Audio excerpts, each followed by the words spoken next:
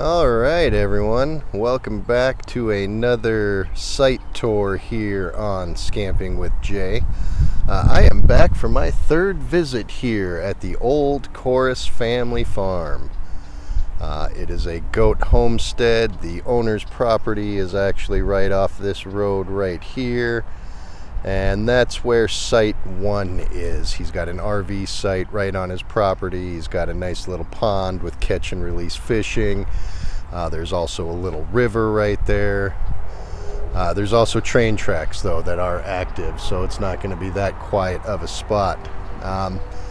So anyway, we're going to come back to my spot, his second site, which is his seclusive nature site back here in this little wood patch. As you can see, there's also a road right over here. So peace and quiet, I wouldn't necessarily say that, but it doesn't bother me all that much because I, listen to music or watch movies on Netflix or watch the Brewers game. So I've always got some type of sound of my own happening. So anyway, we'll head on back because the sun is beating down, and of course I didn't bring sunscreen again, so let's get back into the woods where there's shade. Now, so far, this has been my favorite site to come to. But I think that needs a little bit of an explanation, but I'll get onto that right after I point this out. Anyone that watched my Facebook video last year, there was a trail right here.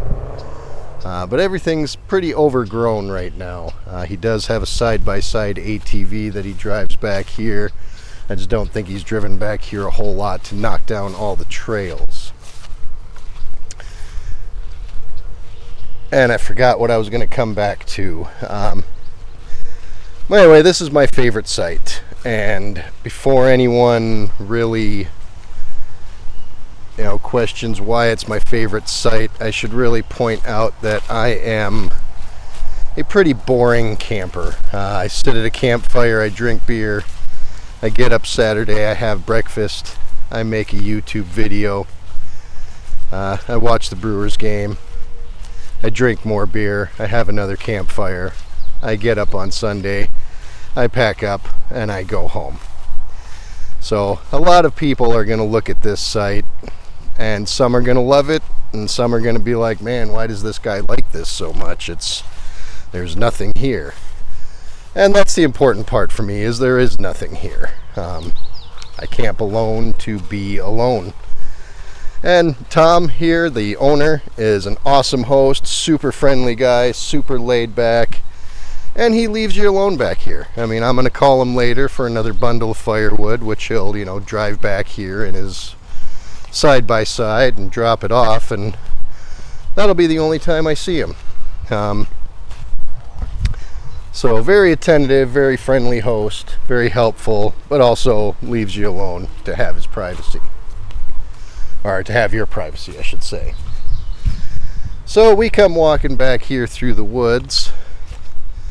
Obviously you're free to burn whatever you want, so I'm eyeing up these logs right here off the trail that I couldn't see last night when it was dark. I didn't walk this far away from site either, so...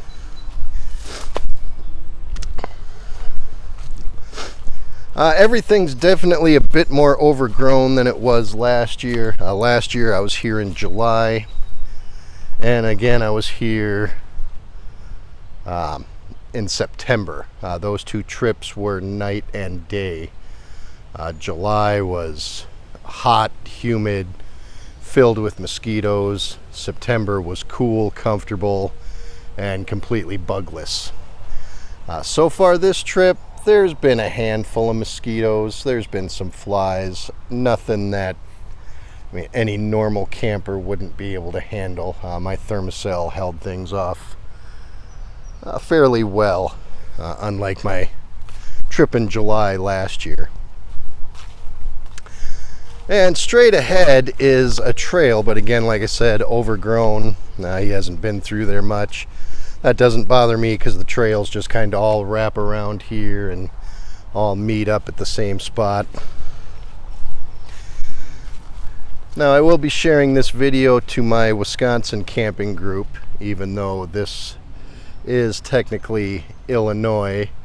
But I will tell you that I am a stone's throw away from Wisconsin. I don't know exactly where the state line is right here, but I can tell you that that house right there is definitely in Wisconsin. There's no ifs, ands, or buts about it. So that's how close I am. So if I could sit here and throw rocks into Wisconsin, I should be able to share it to a Wisconsin camping group, right? I mean, that's close enough. There's also a trail that runs right back here. Again, can't really see it. I'm pretty sure that's just because it's June, because he does cruise around back here. He's a very knowledgeable gentleman. He comes back and he harvests his, safe mushrooms. Don't eat mushrooms if you don't know what they are. Buy a book. Get a friend. Just don't pick mushrooms and eat them. That's a horrible idea. But he knows his stuff, so he comes back here and he knows his spots, and I'm pretty sure that's what all the trails back here are based off of. But here we are. We are back at my favorite spot. Giant fire pit. This thing's got to be 5 foot diameter, maybe 6. I've never laid down next to it to compare it to my 5'8" self. Last year I was here, this was not a clearing, so he has cleared this out as well. This was just all, a small row of trees right here. Maybe some other vegetation, but yeah, he's cleared out this spot here, which that would make a really good tent site right back there with a little bit of raking, because that would definitely stay right in the shade. Yeah, I'm set up. Trailers here. It's the 1-year anniversary. That popped up on Facebook today. Bought this trailer a year ago today. Happy birthday. And of course, if anyone else has seen my video from Facebook last year when I was here in September, this is also all overgrown. This all used to be wide open here where you could put tents or whatever. Right now it's kind of overgrown. I'm guessing maybe that's why he cleared out that spot over there, just to make it a little bit more roomy, or provide more room, I should say. I did have a short conversation with Tom yesterday. He was, he told me he's bounced around the idea of possibly building a few more sites back here, but he said he pretty much decided against that because it really takes away from the seclusiveness and the privacy you get with only having the one site approximately maybe a quarter mile from the house. It is a little bit of a hike back here, maybe 5-10 minutes from the house. You saw that at the beginning of the video. But there's really 2 reasons that I don't come here every single time. Reason number 1 is obviously the YouTube channel. It's not going to go very far if I keep coming back to the same site. I can't keep doing, a tour like, hey, look, same fire pit you saw last week. Hey, look, same fire pit you saw last week. So, obviously can't do that. Number 2 is for a one-man show, this place is a little spendy. It is found on Hip Camp. It's called the Seclusive Nature Site in Russell, Illinois. It is $35 a night, which if you're an RVer and you take Site 1 and you're right on the house and you like to kayak and you like to fish and you want, some goats for your kids to play with for the weekend, that $35 is a steal. But $35 a night for me to sit next to this fire pit and listen to tunes and watch movies on my phone, it's, I understand where some people, charge a lot because they have a lot of amenities that people can use and enjoy themselves with. And I'm not taking away from anybody's bad time. I want everyone to have a good time. I'm just saying I don't use those things, so it's really hard for me to come out the wallet for sites that are that spendy. I mean, literally, I need a patch of dirt big enough to put up a 2-person dome tent, park my trailer, and enough room to sit around a fire pit.